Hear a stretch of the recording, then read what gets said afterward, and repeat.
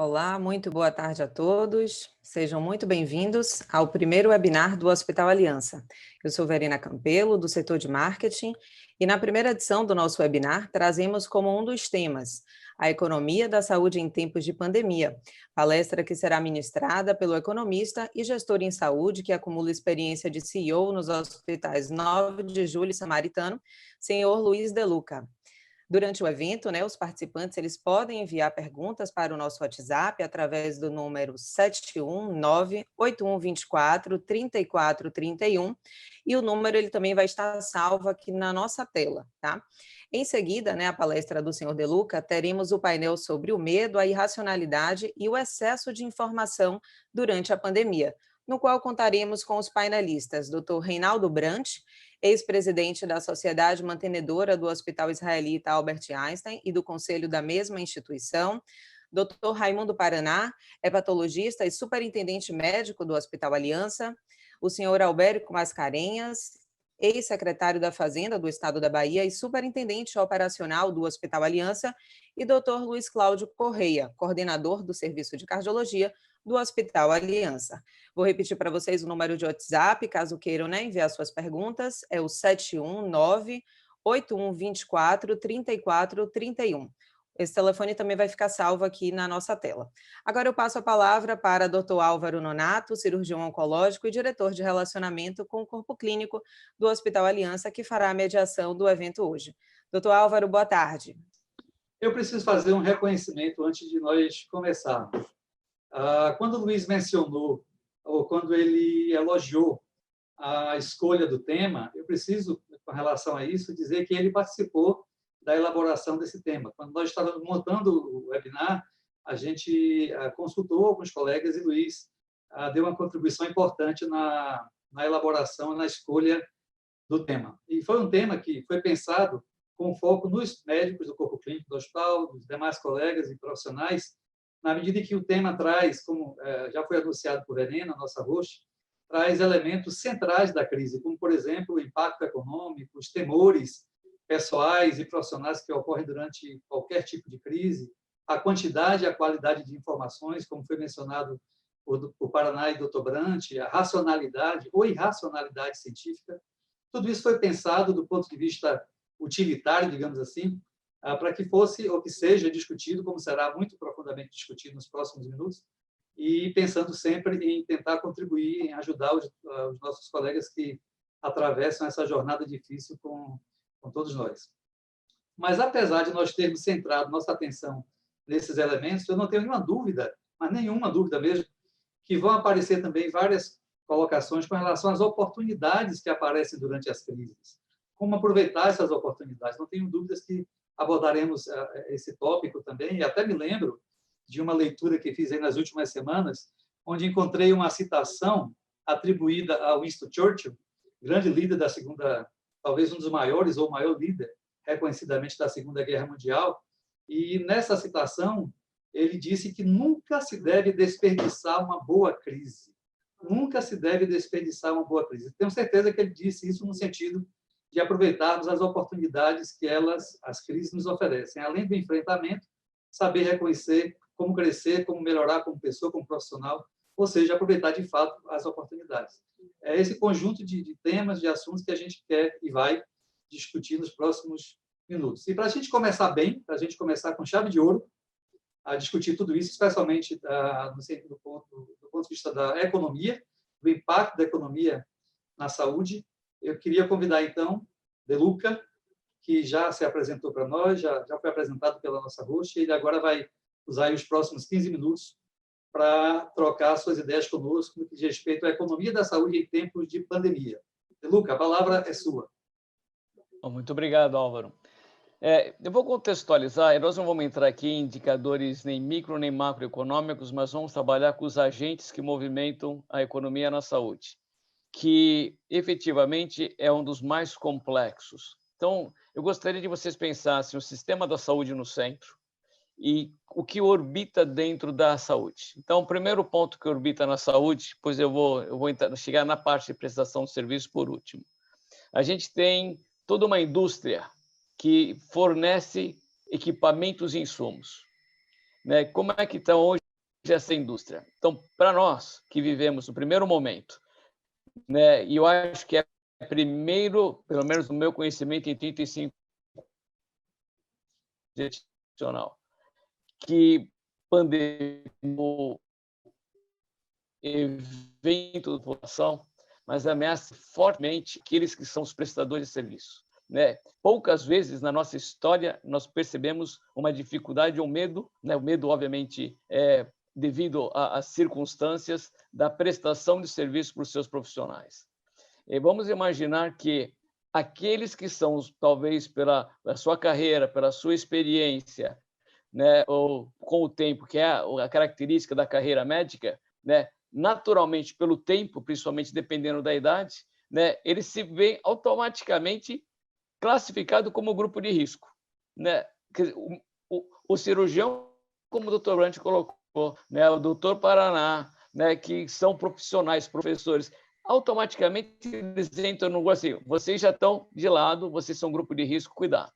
Né? Fora toda a linha de frente. Assim, é a primeira vez que a gente vê um exército da assistência passando por reformulações dentro do processo do cuidado. E esta indústria, desde que ela começa, como eu falei da indústria da tecnologia, vou começar de insumos, que nós vimos, a falta de insumos, despreparação desses insumos, né? EPIs, álcool gels, definição da indústria farmacêutica, no ponto de vista que droga nós vamos usar, como trata essa doença, né? Empresas de tecnologia de diagnóstico, eu não estou fazendo, qual é o impacto das empresas de diagnóstico? Todas elas. Hoje, da área de diagnóstico por imagem, teve uma queda no primeiro trimestre, apresentaram resultados, né, mostrando que, considerando só os meses de fevereiro e março, né, tiveram quedas, algumas delas de 30% a 40% nos seus resultados. Então, empresas que vendem ressonância, que vendem a parte da tomografia, ultrassom, etc.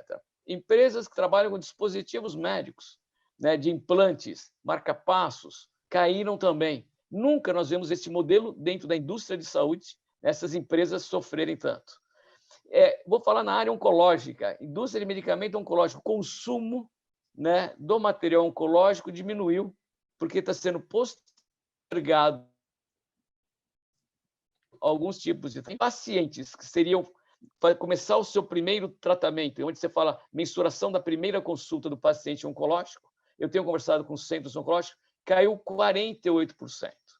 Então, assim, metade daqueles pacientes que deveriam começar seus tratamentos não estão começando por medo de acesso a uma instituição de cuidado, de diagnóstico, pela circunstância que nós estamos vivendo. Isso, obviamente, vai ter um impacto futuro, que eu vou deixar essa parte do futuro para... Eu começo primeiro com a parte da catástrofe e depois eu venho como a gente pode superar isso. Então, esses são os impactos que nós estamos vendo. Então, nesse contexto, né, da oncologia especificamente, nós estamos falando de 600 mil casos oncológicos por ano, nós estamos tratando 25 por mês. Então, nós estamos trabalhando metade, 300 mil. Ponto de vista agente financeiro, que é a economia que movimenta tudo isso? Né? A economia que movimenta tudo isso são, obviamente, as indústrias, planos de saúde, as operadoras, a interface com o sistema entre o pagador, né, e o prestador de serviço, que nós estamos discutindo isso que vocês estão vendo no mercado. Né? Precisando de ajuda governamental, né? Empresas, vou dar um exemplo de uma, da aviação, com seus aviões no solo, e essas empresas que têm plano de saúde, né, não têm receita, então como que elas vão pagar os planos de saúde, como elas mantêm os seus funcionários?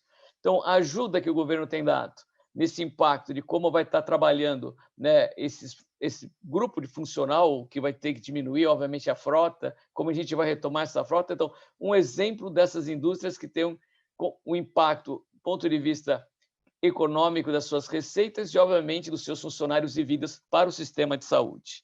Quando a gente olha as universidades, as faculdades estão mudando o seu contexto, né, pelo próprio problema da aproximação, né, obviamente mudou o sistema educacional, né, formação de médicos, a demanda por médicos, que era a nossa área especificamente, a gente está percebendo, uma vez que eu tiro um time principal e coloco ele como grupo de risco, né, a formação de outro time ainda que está em formação, e eu preciso suprir a abrangência, né, desta pandemia, obviamente eu estou começando a recrutar, né, profissionais que vão ter que passar por processos de treinamento ou ir para o campo numa situação mais crítica. E as universidades, como um todo, estão se redesenhando, né?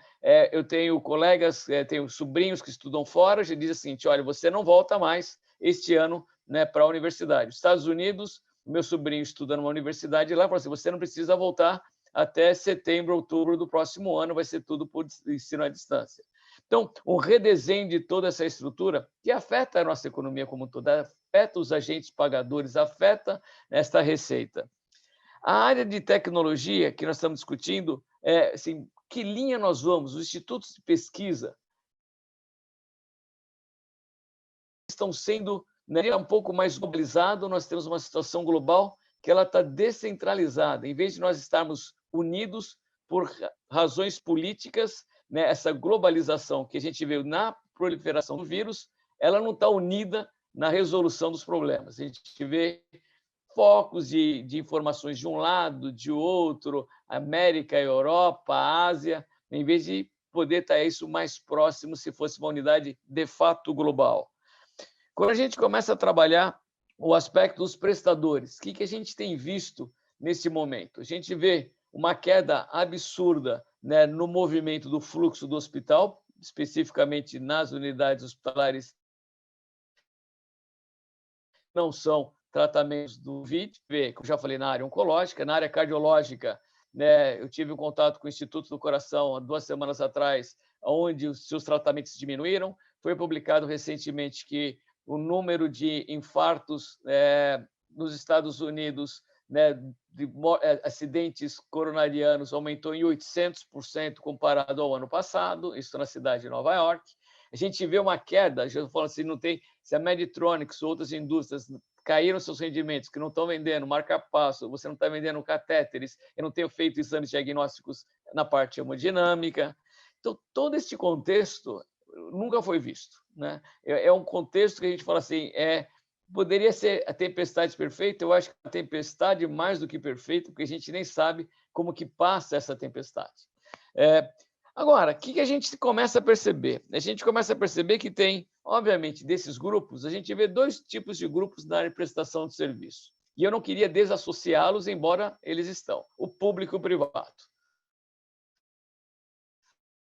As instituições têm dificuldades, né, na questão da gestão, na gestão dos recursos, né, na habilitação de serviços específicos em relação a esse próprio comportamento tem sofrido mais. A área privada tem sofrido assim, excesso de demanda e do lado do privado, falta de demanda. E falta de demanda aqui do lado privado, né, significa falta de recurso econômico para a continuidade dessas unidades. Então, já falei de diagnósticos focados, então as indústrias caíram em mais de 60% na área de diagnóstico. E eu tenho, por outro lado, doenças voltadas a não Covid, tanto na área pública como na área privada, que não estão sendo endereçadas. Então, a gente vai ter uma situação futura que, nesse primeiro momento, ela é um baita de um problema. No segundo, vai ser a oportunidade de como a gente vai poder acolher e fazer a gestão desse fluxo de pacientes. Um outro ponto interessante que a gente está discutindo é como é que a gente vai fazer esse processo de retomada, com todos esses pontos, assim, quais são as grandes vertentes de retomada. Então, a gente tem discutido algumas indústrias que a gente separou em 3 grupos de retomada, de acordo com a resiliência do negócio. O primeiro grupo a gente chama um grupo de recuperação. O que seria isso, o grupo de recuperação? Assim, como é que o meu negócio ele recupera? A gente vê muito, do ponto de vista econômico, a discussão que chama de crescimento em V. O que é crescimento em V? Crescimento em V, assim, você vinha numa linha de crescimento, cai e volta, como se fosse uma forma de um V, né? Então, você tem um vértice, que é a sua queda máxima, e retoma esse crescimento. Então, esse movimento em V, ele é muito característico de situações de negócio mais resilientes. Saúde traz esta possibilidade. Ela traz esta possibilidade. Vai depender como nós vamos endereçar isso e qual segmento da saúde traz isso. Então, existe essa possibilidade do segmento em V, né, do crescimento através da sua resiliência. Então, a recuperação ela é melhor. Existe outro tipo de recuperação, que é uma recuperação que ele chama Nike, é uma expressão nova. O que é Nike? É o símbolo da Nike. Ela cai e ela não sobe V, ela sobe que ele faz aquela curvinha. Vem, bem baixinho e faz o rabinho de subida. Então, chama crescimento em Nike, exatamente o símbolo da Nike. Obviamente, essas indústrias vão sofrer mais. Existem segmentos na saúde, no meu entender, que alguns deles vão ser Nike. Ele não vai ser tão rápido ver. Ele vai passar por reformulações, que ele vai ter um período de crescimento menor do que uma recuperação em V. E a gente trabalha outros modelos chamados transformações de negócios para poder reemergir. Quais são transformações de negócio? Eu acho que muita coisa ligada a determinadas indústrias, né, vão ter que se transformar. A gente tem discutido isso muito dentro da área, né, eu dei um exemplo da indústria, né, da aviação. Ele vai ter que fazer modelos transformacionais de como é que ele vai ser. Então, ele muda o modelinho disso, ele tem que se transformar, o modelo vai ter que ter um suporte para poder se reemergir. Existe um cenário que é o pior deles, que é o reiniciar. O negócio ele é tão drástico que ele cai e ele não volta nesse V, não volta em Nike, ele tem que ressurgir, ele tem que ter uma reinicialização. Indústria que a gente vê isso, talvez um pouco do turismo, talvez um pouco do hoteleiro, uma rediscussão dos sistemas, né, dos escritórios comerciais, centros comerciais. Então, esses modelos, né, eles vão ter que se reiniciar. Qual é o lado bom disso? Se é que tem algum? Tem vários, né? Tem o modelo da transformação, né? A tecnologia ela tem se mostrado extremamente favorável à aceleração, como foi colocado por alguns colegas médicos aqui. Assim, telemedicina é uma delas, né? Os colegas falando que estão fazendo teleconsultas, não é da mesma forma, mas não tem dúvida que esse é um processo que ele não retrocede, né? A transformação digital é uma realidade. E é aí onde tem as oportunidades. O que se espera de nós como instituição de cuidado, uma instituição de saúde? Como é que os centros diagnósticos vão ter que operar em relação a essas transformações digitais? Como nós, médicos clínicos, temos que trabalhar em relação ao nosso paciente? Como é que nós, hospital, temos que trabalhar no fluxo desse paciente, atendimento dele, unidade hospitalar e não unidade hospitalar? Home care é o momento de olhar o atendimento domiciliar de várias formas, né? Não só do paciente de alta dependência, mas pacientes que podem estar recebendo tratamentos infusionais, né, tratamentos fisioterápicos, controle de medicação. Então, tem vários caminhos que a gente pode ter em termos de poder acolher esse novo perfil de paciente, que é uma nova maneira de fazer isso, menos presencial, mais digital ou mais coordenado. E esse é o grande ponto. Tem que ter uma integração e uma coordenação desse cuidado. E o grande desafio é esta integração. Não terá mais tratamentos esportes, as atividades esportes de medicina. Isso vai acabar, porque não tem, o modelo tem que ser integrado. As operadoras têm discutido o cuidado orientado, o cuidado integrado. Esse modelo ele também não vai mais mudar. Veja o que acontece com os nossos PS. Diminuíram drasticamente, até porque se mostra o que era emergência e o que não era emergência. Que a emergência continua indo, o que não era emergência deixa de ir, ou agora, com o problema do medo, talvez esteja indo de maneira um pouco mais grave que deveria. Então, esta reformulação do sistema é inevitável. Este modelo vai acontecer. E em instituições, aí voltando para o nosso caso, como o Hospital Aliança, ele tem tudo para agregar todas essas transformações, agregar o seu corpo clínico, as suas especialidades, essa tecnologia, esse posicionamento do mercado, para entrar de uma forma diferente, para fazer esta transição de uma outra forma. Não dá para pensar que a nova segunda-feira ela vai ser igual à velha segunda-feira, porque os hábitos já são outros. Eu não vou para o pronto-socorro por um probleminha respiratório, né, de vias aéreas, porque eu tenho um problema de sinusite. Né? Eu tenho que discutir outros contextos e o papel que o Aliança e outras instituições deverão fazer. Tem um outro ponto extremamente relevante, que é, obviamente, essa contextualização, a vontade de querer fazer essa transformação. O que eu queria engajar vocês é, pensem na transformação. Não pensem na velha segunda-feira. Pensem em como que é o nosso papel como profissional, como agente de saúde, como qualquer perfil de colaborador na nossa instituição possa fazer a diferença. Qual é a sua contribuição na transformação da sua instituição, né, da onde quer que você esteja, porque esse é o novo amanhã. Não adianta vir com as soluções antigas para novos problemas, até porque são novos problemas. Requerem novas soluções, requerem novas abordagens. E eu acho que é desse ponto que a gente tem que sair. Sair do velho costume, da velha maneira e buscar a nova maneira, que pode ser muito melhor, deve ser muito melhor que a anterior. Eu queria fechar, nesse primeiro momento dessa discussão, eu vou pegar aqui um livro que eu peguei esse livro num evento que teve nos Estados Unidos, que é um evento de informática e saúde, há 3 anos atrás. Um minutinho só.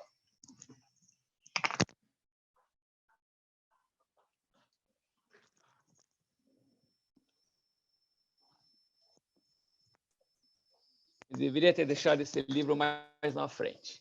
Esse livro, eu vou ver se todo mundo consegue ler. Está aqui, ó. Vocês conseguem ler aí, Álvaro? O que significa esse livro? Esse livro, eu não conhecia esse autor, andando por um estande de livros, e aí eu vi assim, The patient will see you now. The patient will see you now é aquela expressão que os nossos amigos médicos conhecem bem, quando a secretária do médico chega e fala na sala de espera, fala assim, o doutor vai lhe ver agora.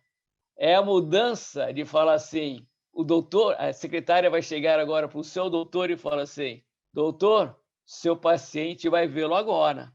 Porque o paciente ele vai entrar com uma quantidade de informação, ele entra com dados, ele entra com referências, ele entra com integração, ele entra com o sistema digital, que não dá mais para você desconsiderar este papel dele.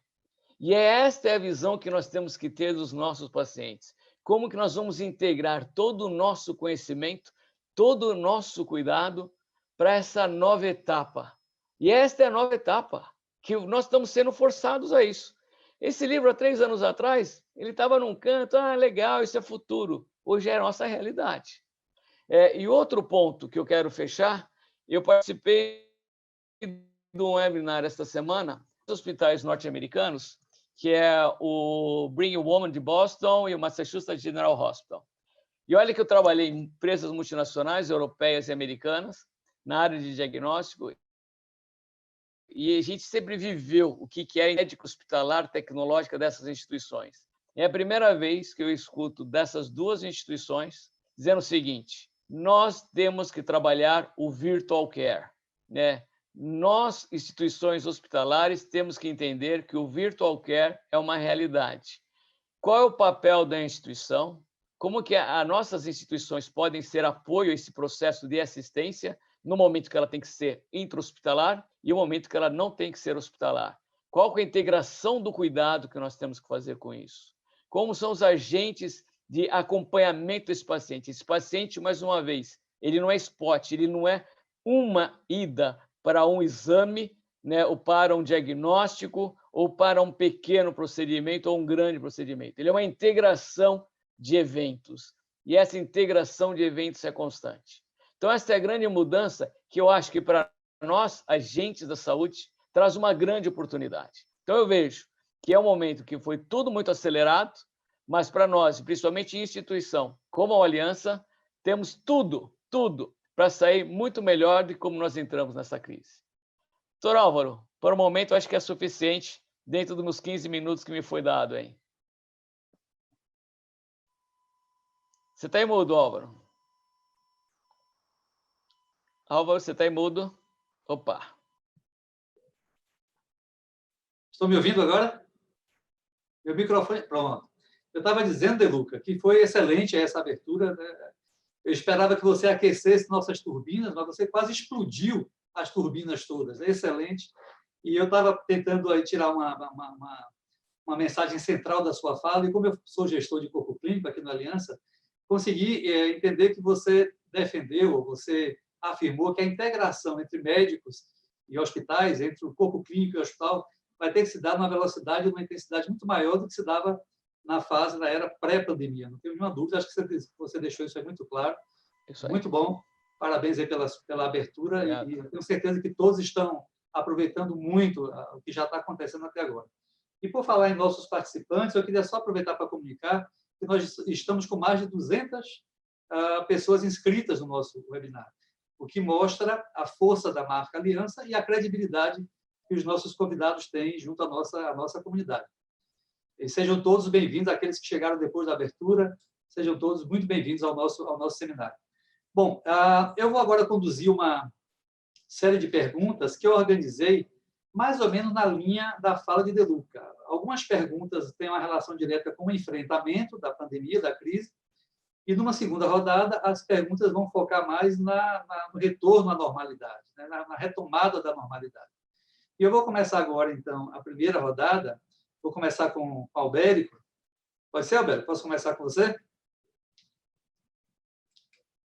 Então, então, vamos lá. O que eu queria perguntar ao Albérico vai fazer sentido para todos nós que convivemos com ele aqui no Aliança, e é o seguinte, Albérico, nós todos ouvimos de você muitas vezes aqui no hospital que o seu papel como superintendente operacional, isso tem sido dito por você, é reunir ou construir condições para que a prática assistencial, para que a prática médica ocorram num ambiente seguro e num ambiente de muita qualidade. Você sempre fez essa afirmação e nós que convivemos com você sabemos que esse tem sido realmente seu maior compromisso. Nas suas decisões você tem mostrado isso. Mas a pergunta é, como é que você, com esse compromisso, com a prática assistencial, com a qualidade, e agora, durante a pandemia, tendo que direcionar recursos para o enfrentamento do Covid, como é que você consegue equilibrar, né, esses dois compromissos, o enfrentamento e a manutenção da qualidade assistencial, do cuidado, ainda mais que você deve estar muito mergulhado no que se chama de microgestão, nas pequenas decisões do dia a dia, no caixa, e etc. Como é que você equilibra essa microgestão, essa preocupação com orçamento, com estratégia e com qualidade? Como é que você administra tudo isso? Bom, primeiro, a gente tem que observar, e eu parabéns a De Luca pelas colocações, como sempre, muito focadas e muito reais. Quando a gente fala na normalidade, o que é a normalidade daqui para frente? Qual será a nova normalidade do mundo a partir desse momento que nós estamos vivendo? Então, isso se aplica em todas as áreas. A gente vinha aí no Hospital Aliança, em céu de brigadeiro, né, trabalhando com capacidade quase total, fazendo uma série de intervenções para propiciar e melhorar cada vez mais a qualidade assistencial, que já é uma marca reconhecida do Hospital Aliança, e, de repente, cai uma bomba atômica, né, na sua cabeça e espanta tudo aquilo que você construiu até ali, e você começa praticamente do zero. Qual é o seu orçamento? De qual é o seu orçamento? Não tem previsibilidade.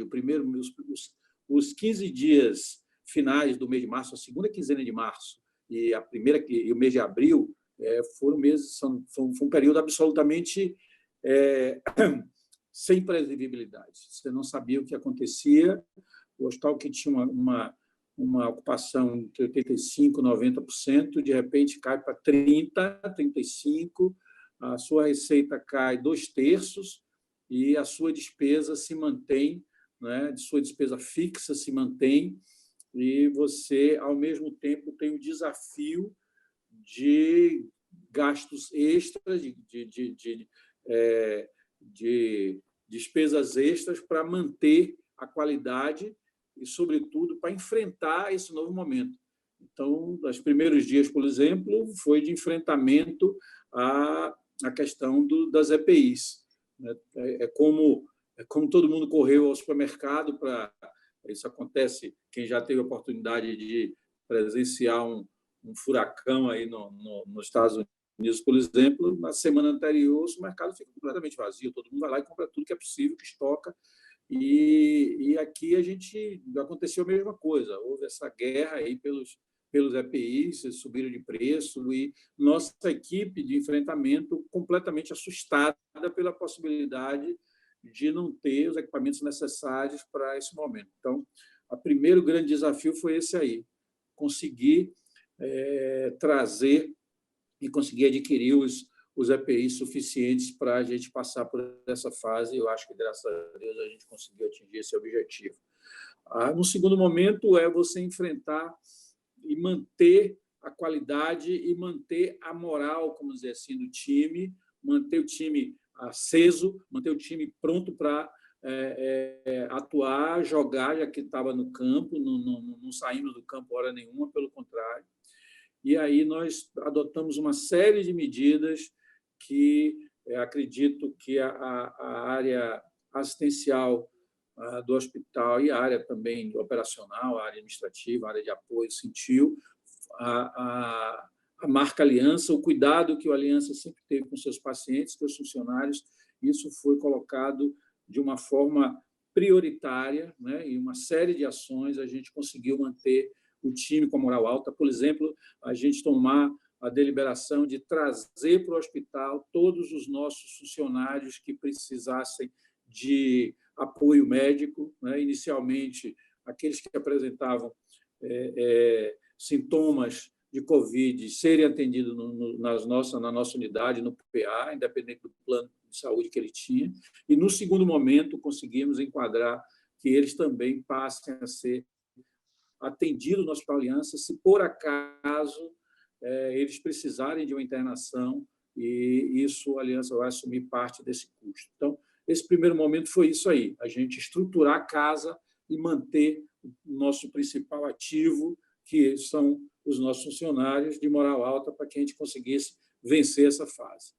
Aí vem o segundo momento, já ainda atordoado, mas já, digamos assim, assentado, a gente começar a ver onde nós podemos ajustar os custos, porque a receita ela não retornou e não retornará tão cedo nos níveis que nós tínhamos no início de março, no mês de fevereiro e no início de março. Então, como você ajustar, como encontrar esse break-even? O hospital não está preocupado, nesse momento, com lucro, mas está preocupado em manter a sua saúde financeira, porque isso é importante para a perpetuação da instituição.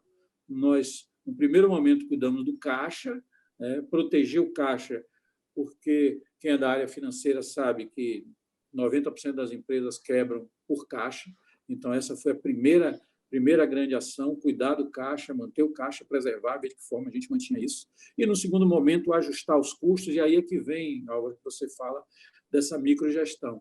É a gente olhar em cada uma das unidades, em cada um dos locais, onde você tem espaço para jogar para frente um determinado projeto, jogar para frente alguma despesa que a gente sabe que é importante, mas que pode esperar um pouco, para que aquela que é essencial nesse momento, que é garantir uma prestação de serviço de qualidade e garantir que o nosso corpo funcional esteja funcionando. E aí a gente vai no detalhe de cada uma das nossas atividades, de cada uma das nossas operações, de cada uma das nossas ações, para buscar e conseguir esse equilíbrio.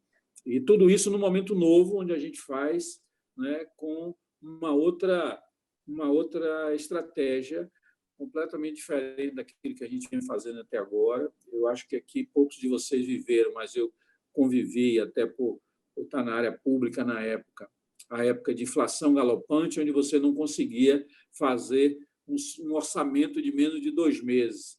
Né? E hoje a gente está nessa aí. A gente não tem...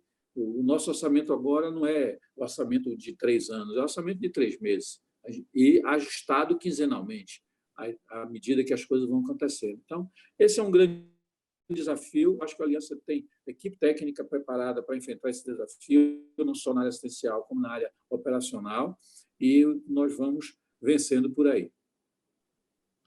Albérico, eu tive a oportunidade de participar de um webinar na semana passada, onde um executivo colocou que ele está dormindo com o caixa da empresa. Não sei se você já chegou nesse ponto. Chegou? Ele se assustou com a Eu pergunta? sonho com ele, Álvaro. Eu sonho com ele toda noite.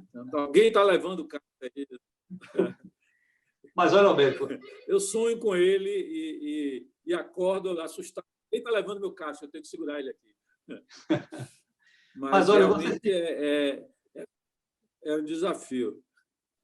Você fique tranquilo que a percepção de todos nós no hospital é que tanto você quanto o Paraná têm conseguido trabalhar nesse equilíbrio aí entre gastos, despesas e qualidade, segurança. Essa é a percepção nossa aqui no hospital. Parabéns a você e Paraná pela condução. Eu queria conversar um pouquinho agora com o doutor Brant. Pode ser, doutor Brant? Pode. Doutor Brant? Pronto. Tanto o De Luca quanto o Albérico, doutor Brant, falaram da questão do uso racional dos recursos, né? E se a gente olhar para uma das fases mais importantes aí na condução da pandemia, na condução dos pacientes vítimas do Covid, que é exatamente a fase diagnóstica, eu tenho curiosidade de saber qual é a sua percepção em termos de uso racional dos métodos diagnósticos. Será que nós estamos utilizando o método dos diagnósticos demais? Estamos convivendo de perto com a possibilidade de erros diagnósticos por um mau uso desses métodos? O que é que o senhor pensa sobre isso? Vamos lá. A minha percepção é de que nós que estamos na linha de frente, médicos e demais profissionais de saúde, mais do que nunca, temos de fazer o que tem de ser feito, bem feito, desde a primeira vez. Então, isso é qualidade. A nossa função é qualidade de assistência. Erros de diagnóstico nos Estados Unidos comprometem o tratamento de 12 milhões de norte-americanos a cada ano. No Brasil, nós não temos estatística, mas se a gente dividir por 2, nós provavelmente estaremos errando muito pouco. Então, fazer o diagnóstico correto é, evidentemente, absolutamente fundamental. Um dos princípios da medicina é você fazer a medicina diante do paciente, junto com o paciente, muito mais do que pelos livros, sem nenhum desabono pelo ensino, pelo aprendizado, mas é o paciente que nos ensina a maior parte das coisas, é o que ele nos informa. Portanto, quanto mais estivermos junto ao paciente, ouvindo o que ele tem a dizer, ou entendendo os seus sintomas, os seus sinais, menor a chance de nós errarmos. Quanto mais curta for essa relação entre médico e paciente, mais nós, como médicos, tendemos a usar de atalhos mentais e maior a chance de errar. Errar por vieses de cognição, de pensamento. Nós erramos, por exemplo, agora, numa época de pandemia, evidentemente, todo paciente que vem com dor de cabeça, com tosse, com alguma febre, até prova em contrário, ele é portador de Covid. Isto é um viés de agregação ou de disponibilidade, quer dizer, é o primeiro pensamento que vem à nossa cabeça. E nós precisamos usar um tempo para avaliar adequadamente esse paciente e não só buscar a confirmação desse diagnóstico por exames complementares, mas muitas vezes buscar também exames complementares que contradigam essa nossa impressão, porque nós podemos estar errando. Na minha especialidade, por exemplo, AVC é uma ocorrência comum e agora existe uma tendência a acreditar que todo AVC em jovem está relacionado à Covid, só para dar um exemplo. Então, esses vieses, como, por exemplo, o viés de comissão, é melhor fazer alguma coisa do que não fazer nada. Isso nem sempre é verdadeiro. Então, dedicar tempo a tentar fugir de um atalho mental que pode nos levar a um caminho errado, a uma conduta errada e, consequentemente, a um desperdício tanto de exames e principalmente de recursos em prejuízo do paciente ao invés de beneficiá-lo, tem de ser uma preocupação de todos nós médicos. Uma das melhores ferramentas é discutir os casos sistematicamente com colegas, é fazer reuniões de discussão de casos, e particularmente naqueles onde existe qualquer suspeita de que nós erramos no diagnóstico, erramos na conduta, particularmente naqueles pacientes que complicam e que venham a falecer. Fazer as chamadas conferências de morbidade e mortalidade são absolutamente necessárias, extremamente importantes, e é um conselho que a gente pode e deve sempre manter. Discutir os casos, não ter medo de assumir que nós erramos num diagnóstico, erramos numa conduta e que temos que melhorar, ainda mais diante de uma doença como essa, onde o que se conhece ainda é muito pouco, onde existe tanto debate, onde existe uma série de trabalhos em desenvolvimento, mas ainda não concluídos. Cada um de nós pode dar a sua contribuição, e a sua contribuição é a dedicação integral àquele paciente, cada um individualmente, para que nós erremos o mínimo possível. Eu vou dar apenas um exemplo que eu tenho observado no Hospital Aliança. Na fila de pacientes que vêm com suspeita diagnóstica de COVID, em que são aplicados os testes, hoje mais de 300 testes aplicados, nós vimos que mais de 90% não confirmam a existência da doença. Portanto, provavelmente nós temos aqui apenas um exemplo muito simples de que existe sim, por condições de atendimento muito rápido, às vezes rápido demais, superficial demais, uma tendência a usar um teste que já não é abundante em demasia. E, portanto, possivelmente uma anamnese mais bem feita, um cuidado maior no atendimento e no exame do paciente poderia levar a diagnóstico mais adequado com menor consumo de exames complementares. Muito bom, doutor Brant, muito legal. Vejam aí a voz da experiência com uma quantidade enorme também de sabedoria. Muito legal, doutor Brant. Muito obrigado pela sua resposta. Eu queria conversar um pouquinho agora com o doutor Paraná. Pode ser, Paraná? Paraná, está me ouvindo? Estou lhe ouvindo. Eu queria ouvir de você, Paraná, acho que todos vão gostar de ouvir de você isso aí, não somente eu, claro, tem a ver com a quantidade e a qualidade das informações que chegam para a gente, especialmente para aqueles que estão em posições de tomar decisões importantes, como é o seu caso, né? E eu me lembro agora de uma fala do diretor da OMS, da Organização Mundial de Saúde, eu não me atrevo aqui a pronunciar o nome dele todo, mas eu me lembro que ele disse, em uma das falas dele, uma das manifestações à imprensa, que nós não estamos lutando apenas contra uma pandemia, nós estamos lutando também contra uma infodemia, uma quantidade absurda, como foi dito já por um dos painelistas, uma quantidade absurda de informações, especialmente no que se refere às informações falsas, às fake news, que, segundo o diretor da OMS, se espalha muito mais facilmente e muito mais rapidamente até do que o próprio vírus.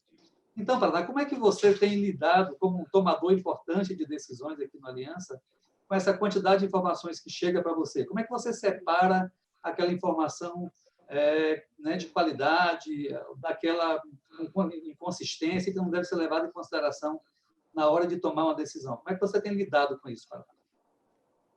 Então, excelente pergunta e muito atual. Bom, eu sou do meio acadêmico, né? Infelizmente, tive a minha formação nuclear, curso médico na Universidade Federal da Bahia, numa época em que eu considerava entre as 5 melhores escolas médicas do país, justamente porque a formação clínica era extremamente robusta e a formação crítica também era muito robusta. Então, eu divido essa situação em duas. A primeira delas é a informação que é científica, mas que é de má qualidade. Essa sempre existiu. Me lembro com clareza, no 6º ano de medicina, eu era interno no nosso Hospital das Clínicas. Aqui nós tivemos a visita do professor Kohn, que era de Yale, grande pesquisador em hipertensão portal, na época dos primeiros ensaios em hipertensão portal, e ele terminou a palestra dele com um slide, na época, de um vaso sanitário, colocando lá dentro 95% das publicações até então. E ele dizia, esses 95% das publicações comunicação ocuparam o meu tempo, mas não me fizeram mudar em nada a minha conduta. Isso eu vi acontecer também, já na USP, como residente, com o doutor Marshall, que foi o descobridor do H. pylori, e depois, no exterior, na época da hepatite C, com o doutor Alper. Todos eles usaram essa mesma simbologia e todos eles estavam certos. O que nós temos de informação científica de má qualidade é um problema sério e por isso que foi necessário termos a medicina baseada em evidência e darmos força à medicina baseada em evidência para separar o joio do trigo, separar aquilo que pode influenciar uma conduta médica daquilo que não influencia a conduta médica, que é apenas uma publicação a mais, mas sem nenhuma força para mudar qualquer tipo de conduta ou interferir no protocolo terapêutico. Isso é muito importante no dia atual, porque a quantidade de informação científica que chega com trabalho de péssima qualidade, pequeno número de pacientes, nos toma um tempo imenso para dizer que esse trabalho serviu para nada em relação à contribuição para a minha instituição, no sentido de interferir num protocolo ou criar algum fluxo diagnóstico terapêutico. Então, esse é o primeiro desafio. Então, para esse primeiro desafio, só tem uma solução. Escolas médicas de boa qualidade. E levar o conceito da medicina baseada em evidência para as escolas médicas. Justamente o contrário do que nós vivemos no Brasil. Nós tivemos uma explosão de escolas médicas e a qualidade foi absolutamente negligenciada. Nós temos aqui no Brasil o nosso compromisso geralmente é com números que dão manchetes, mas não é com a qualidade nem com o mérito. Isso é longevo na nossa cultura. Isso contaminou de vez o ensino superior e as escolas médicas entraram por aí, as unisquinas que brotaram, a ponto da Bahia ter 4 vezes mais escolas médicas do que a Flórida, com o mesmo número de habitantes e com um PIB de 250 bilhões de dólares, enquanto que a Flórida tem 4 trilhões e 200 bilhões de dólares. Há algo errado nisso. A qualidade das escolas médicas na Bahia não podem competir com as escolas médicas da Flórida. Os nossos currículos não podem oferecer um conteúdo e uma visão de enfrentamento dessa epidemia de informações científicas, mas que são equivocadas. Não é por outro motivo que as corruptelas da medicina surgiram com mais facilidade, passaram a brotar a partir desse processo que deteriorou o ensino superior e levou consigo o ensino médio. Então, esse é um lado.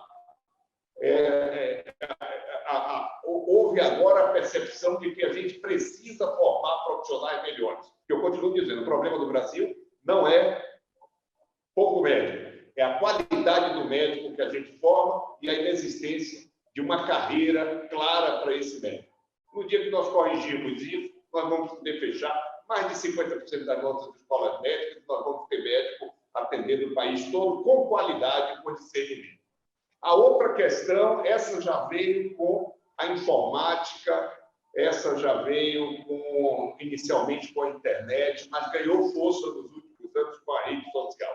Essas são as chamadas fake news, extremamente perversas na área de saúde, exploradas comercialmente por profissionais de má qualidade técnica, moral, ou geralmente as duas, má qualidade técnica e moral, e que trazem conceitos equivocados e disseminam informações equivocadas e que levam pessoas que acabam se expondo a riscos desnecessários. E essa situação ela se agravou um pouco porque ela veio nessa epidemia recheada pela perversidade. O temor, o medo é um campo fértil para semear a perversidade. E não faltou quem semeasse a perversidade, criando notícias falsas, notícias alarmantes, e também minimizando situações que são realmente graves. Para mim, as duas situações elas se equivalem. Quem minimizou foi extremamente perverso e quem exacerbou também foi extremamente perverso, não se viu a sociedade, não teve nenhuma percepção humanística do momento em que o mundo está vivendo. Isso também vai precisar mudar. Há de se ter um regulatório mais rígido e leis mais rígidas para se punir as fake news. Há de se criar um mecanismo como nós criamos na ciência médica, que é o mecanismo de avaliação da evidência científica e da qualidade da informação. Há de se criar mais mecanismos para separar as fake news e buscar aqueles que as produzem, que são as pessoas que prestam um desserviço à sociedade. Isso, sem dúvida alguma, atrapalha muito, cria insegurança na sociedade, deixa os pacientes e seus familiares extremamente vulneráveis, não servem para absolutamente nada, a não ser para espalhar o mal. Então, eu acho que ficou muito claro com essa epidemia que nós vamos precisar reforçar, enfrentar esses dois problemas, e a sociedade brasileira não está ainda preparada para isso. Precisa se preparar e agora vai ter que se preparar. Essas são as chamadas oportunidades das crises.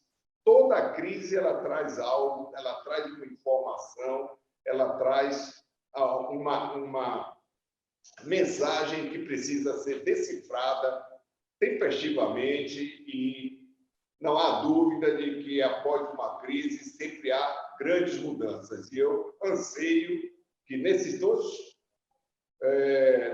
situações que eu acabei de mencionar, nós tenhamos grandes mudanças no futuro próximo. Muito bom, Paraná. Quem conhece bem suas ideias sabe que uma resposta como essa só podia vir de você mesmo, viu? Muito legal, muito bom. Agora eu vou pegar um gancho aí no centro da sua fala, que foi a medicina baseada em evidência, e vou fazer uma ponte aí para Luiz Cláudio, que, como todos nós sabemos, aqui no Aliança ele trouxe um reforço importante a importância de atentarmos para as decisões baseadas em evidência na área assistencial, na área científica. E aí eu queria saber de você, Luiz, seguindo aí essa linha inaugurada por Paraná, como é que você posiciona, Luiz, a ciência baseada em evidência, ampliando aí um pouco, saindo um pouco da medicina e ampliando para o mundo da ciência, como é que você posiciona essa ciência baseada em evidência nesse momento que a gente está vivendo? Será que a chamada zona cinza se alargou? Como é que você identifica, dentro desse contexto, o que é desperdício, o que é perfumaria, ou o que é aquilo que, de fato, agrega, de fato, gera valor para a cadeia do sistema? Como é que você trabalha com isso? Eu acho que sim, Álvaro. Se alargou a lacuna entre o paradigma científico e o pensamento médico. Existe uma lacuna grande, embora se fale em medicina baseada em evidências e nas últimas décadas a medicina é mais baseada em ciência do que há 100 anos atrás, ainda não faz parte da cultura médica, como deveria fazer, o paradigma científico, influenciando o processo de decisão. Então, Paraná mencionou sobre a questão de educação médica, eu adiciono à questão da educação médica a própria cultura médica, que não evoluiu ainda para o nível, de fato, baseado em evidência. Estamos evoluindo nas últimas décadas, mas ainda precisamos evoluir mais. Então, medicina baseada em evidência não é tão prevalente quanto a gente julga que deveria ser na prática clínica mundial. Não estou falando de algum lugar específico. Então, hoje nós somos a caricatura do que nós éramos, né? Tudo ficou acentuado, tanto qualidades quanto deficiências. E essa é a nossa deficiência, essa é a nossa dificuldade de aliar o paradigma científico com decisão médica, ela ficou acentuada.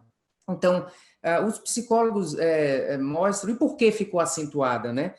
Na realidade, se demonstra que, diante de catástrofes, existe um momento de impacto em que as pessoas ficam atordoadas, mas a segunda fase é a fase do heroísmo. As pessoas começam a encontrar espaços para agirem como heróis. Isso tem um lado bom, mas heroísmo não combina muito com racionalidade científica. Eu aí me refiro ao mito da descoberta científica. A ciência não é feita assim prospectivamente de heróis. Tem alguns heróis, sim, mas os verdadeiros cientistas são aqueles que contribuem com um pedacinho de um tijolo dentro de uma construção. Não combina muito um protagonismo de herói com o desenvolvimento da ciência. E o que acontece? A gente está vivendo essa fase de heroísmo. Todo mundo quer ser herói, todo mundo quer ter protagonismo, todo mundo quer trazer uma novidade ou uma solução para essa situação. E isso é anticientífico, porque ciência se faz devagar. É bem verdade que devagar não significa algo lento, mas se faz não de uma maneira precipitada. A gente pode fazer uma ciência eficiente, mas sem ser fast science como a gente está vivendo aqui, né? Então, eu acho que essa tendência ao heroísmo traz uma certa irracionalidade. Essa irracionalidade ela tem um aspecto contagioso, assim como o vírus é contagioso. O que a gente está vivendo é contagioso também, porque um pensamento irracional contagia o outro a adotar esse pensamento também. Como o Paraná falou, uma fake news é contagiante. A grande história da hidroxicloroquina é um grande exemplo de algo que viralizou enquanto ideia, enquanto pseudo-solução, né? E viralizou com um aspecto de contágio mesmo, de uma maneira exponencial. Então, veja que a gente está não só gerando muitas informações ou pseudo-soluções com base nesse heroísmo, como estamos também mais susceptíveis a aceitar isso. Então, para que exista epidemia, é preciso que exista aqueles que transmitem e uma susceptibilidade de quem recebe. É por isso que a gente está nessa pandemia, todo mundo é susceptível ao coronavírus, porque a gente não tem imunidade ainda. Não estamos também com uma imunidade em relação a distinguir o que é uma evidência científica de qualidade e que é uma evidência científica não de qualidade. Então, nós estamos susceptíveis e mais susceptíveis do que nunca, porque todo mundo está esperando uma solução milagrosa e imediata para essa questão. Isso explica como a pseudo-solução da hidroxicloroquina viralizou de uma maneira caricatural, que vai ser tema aí de reflexões de medicina baseada em evidência nas próximas décadas. É o grande exemplo. Exemplos que já tivemos anteriores, como, por exemplo, fosfetanolamina, né? Só que foi caricatural a coisa da hidroxicloroquina e hoje já caiu um pouco no ridículo. Mas mostra, assim, o ecossistema científico está funcionando de uma maneira defeituosa. O que a gente vê é fast science, muitas publicações sendo produzidas de uma maneira muito rápida, sendo absorvidas de uma maneira muito rápida. Então, você tem transmissão, mas você tem susceptibilidade, né? E o investimento científico está concentrado, às vezes, em ideias que não são as melhores.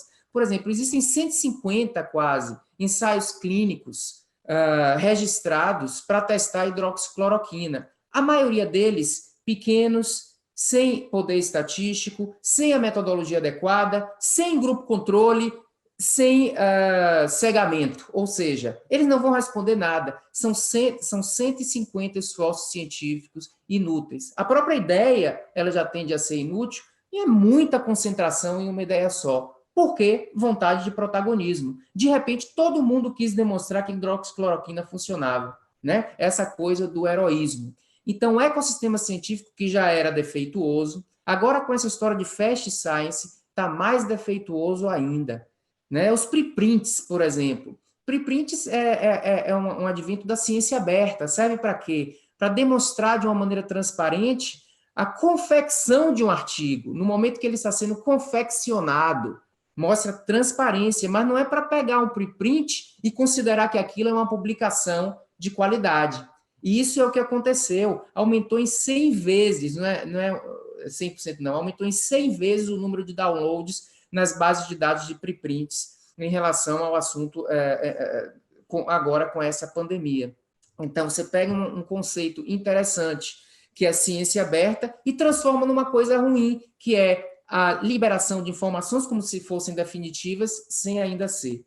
Então, a gente precisa tentar racionalizar esse ecossistema científico, tentar tornar ele mais eficiente, que os esforços sejam mais organizados, um único ensaio clínico bem feito sobre uma determinada droga mais promissora, ou ensaios clínicos adaptativos têm muito mais eficiência Portanto, é um sistema que, para ser eficiente, ele tem que ser mais organizado. Isso em relação ao ecossistema científico. Mas a gente deve colocar também do ponto de vista de raciocínio clínico, que a incorporação da ciência no pensamento médico, existe também muita irracionalidade. Não foram só quem produziu ideias fantasiosas os culpados, nós clínicos também absorvemos essas ideias, né? Então a gente vê assim a criação de um monte de condutas novas sem base em evidências, porque a doença é nova, sem considerar que na maioria das vezes a gente pode, em situações novas, utilizar evidências científicas indiretas de situações anteriores. Por exemplo, o que eu faço com um paciente com insuficiência respiratória grave? Eu intubo quando as outras estratégias não funcionam. Houve uma tendência no início dessa epidemia de intubação precoce, que tem um lado negativo, sem evidências. Então, uma tendência a criar regras novas, porque a gente está diante de um vírus novo. Mas medicina baseada em evidências tem o princípio de evidências indiretas. Se em todas as outras viroses, em todas as outras pneumonias, isso está demonstrado, alguns conceitos de ventilação mecânica, é muito mais provável que isso se adeque ao Covid-19 do que inventar uma nova regra sem base em evidências. Hoje já se reconhece que intubação precoce talvez não seja uma boa ideia assim. E outras coisas, como anticoagulação plena nesses pacientes antes de demonstrar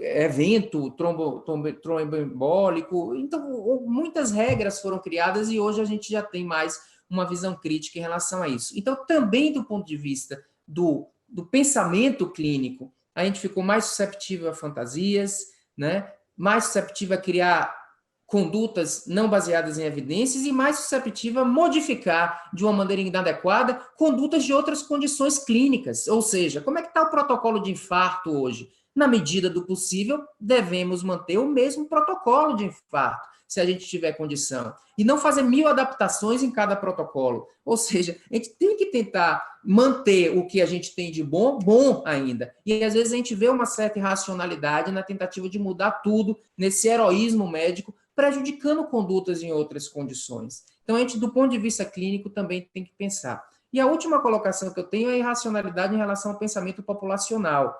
Por exemplo, as pessoas questionarem coisas já demonstradas pelos princípios da epidemiologia, como distanciamento social. Isso é uma coisa básica. Se eu tenho uma doença que é transmitida por mosquito e eu mato os mosquitos, a doença não vai diminuir a transmissão. Se eu tenho uma doença que é transmitida por contato de pessoas, eu diminuo o contato de pessoas, isso vai diminuir. A gente entra numa situação caricatural no qual as pessoas, na tentativa de trazer ideias heróicas, polarizam, questionando o óbvio, algo que já é demonstrado pela ciência epidemiológica. Então, de um lado, do ponto de vista clínico, a gente acredita em fantasias, e de outro lado, do ponto de vista de conduta populacional, se questiona coisas que não devem ser questionadas, né? Então, você veja que existe toda uma irracionalidade que eu acho que é mediada por essa necessidade de protagonismo e de heroísmo, né? Eu acho que a gente já está numa fase de tentar racionalizar essas questões e já aprendemos com tudo isso e começa a chegar um pensamento um pouco mais racional. E você perguntou, Álvaro, só para concluir, a respeito de overuse e overdiagnóstico, eu acho que essa é uma coisa positiva dessa pandemia. Na realidade, a medicina, boa parte dos procedimentos médicos, isso também tem relatos e estatísticas e etc., são procedimentos fúteis. Estima-se nos Estados Unidos que em torno de 30% das condutas médicas são fúteis, com maior probabilidade de prejudicar do que de beneficiar o paciente. E a indústria médica é feita de overuse, dessa futilidade. Agora, como o De Luca falou, nessa situação em que a gente tem a vinda menos do paciente no hospital e etc., é um momento muito oportuno de a gente racionalizar, de a gente fazer o que realmente é necessário, inclusive ganhar mais pelo que realmente é necessário e evitar o que você, Álvaro, tanto chama de desperdício de condutas. Eu acho que é um momento muito que vai puxar a gente para a racionalidade em relação à diminuição do overuse. Muito legal, Luiz. Eu me lembro agora de uma entrevista que você fez com um coordenador da emergência, de uma emergência lá se eu não me engano, em Nova York, e ele teria dito, me parece que a taxa de intubação orotraqueal no hospital dele estava em torno de 80%. A nossa aqui no Aliança, se eu não me engano, está na casa dos 20%, 23%. Ou seja, isso ilustra um pouquinho essa disparidade, a confusão científica que a gente está vivendo, né, no que diz respeito à racionalidade na definição das condutas médicas. Mas, Luiz, muito bom, muito legal. Eu queria agora informar a todos que nós estamos com mais ou menos 140 inscritos presentes na nossa sala, no nosso seminário, o que é muito bom. Significa 140 médicos, enfermeiros, profissionais de saúde que, né, frequentam muito a Aliança, e alguns talvez não tanto, mas que se interessaram por ouvir tudo que tem sido dito por vocês durante este seminário. Muito, muito, muito legal. Queria anunciar também que o Dr. Robson Moura, que é o presidente da ABM, acabou de mandar uma mensagem para a gente, eu vou ler aqui, é pequena. Ele coloca na pessoa de Dr. Álvaro, cumprimento todos os palestrantes. Como presidente da ABM, parabenizo a Hospital Aliança pelo evento, em especial com assuntos muito importantes. Estamos todos vivendo uma experiência única e desconhecida. Os profissionais de saúde, em parceria com os gestores, têm papel fundamental em benefício do nosso cliente, o paciente. Encerro com uma frase: a verdade absoluta de hoje pode ser a mentira de amanhã. Palavra de Robson Moura, presidente da ABM, parceiro do Aliança. E obrigado, Robson. Um grande abraço para você. Eu vou precisar passar o encerramento do webinar para a Verena Campelo, nossa host, mas antes de passar para ela, eu queria fazer alguns agradecimentos muito rapidamente. Em primeiro lugar, vocês não estão vendo daí, mas eu fui aqui assessorado por Dr. Eduardo Novaes e Fabiana, o gerente me auxilia aqui na gestão do corpo clínico, Fabiana do Serviço de Apoio ao Médico. Então, vocês vejam que até nessa hora os dois estão aqui juntos com a gente, conduzindo as atividades voltadas para o corpo clínico. E, por falar em corpo clínico, quero agradecer também a todos os participantes, médicos, não médicos, que estiveram conosco, em particular aos nossos convidados, Dr. Brant, Luiz Cláudio, De Luca, Albérico, a todos vocês, muito obrigado. E queria agradecer imensamente a Marcelo Barros, da TI, a Márcio, a Verena e a Lília. Esse pessoal foi gigante na estruturação desse webinar, que foi a nossa primeira experiência e, pelo visto, vai se repetir aí com outros temas, em outros setores. Obrigado a todos vocês. Verena, com você para encerrar nosso evento. Que bom, doutor Álvaro, que foi tudo bem, todos gostaram aí bastante dos debates, dos temas, né, que vocês discutiram. E em nome do Hospital Aliança, eu agradeço a presença de todos os convidados, o palestrante e os painelistas neste evento e convido vocês a conhecerem nossas redes sociais através do Instagram, Facebook, WhatsApp e o YouTube. Muito obrigada a todos e até a próxima edição do nosso webinar do Hospital Aliança. Muito obrigado, um grande abraço para todos. Um grande abraço.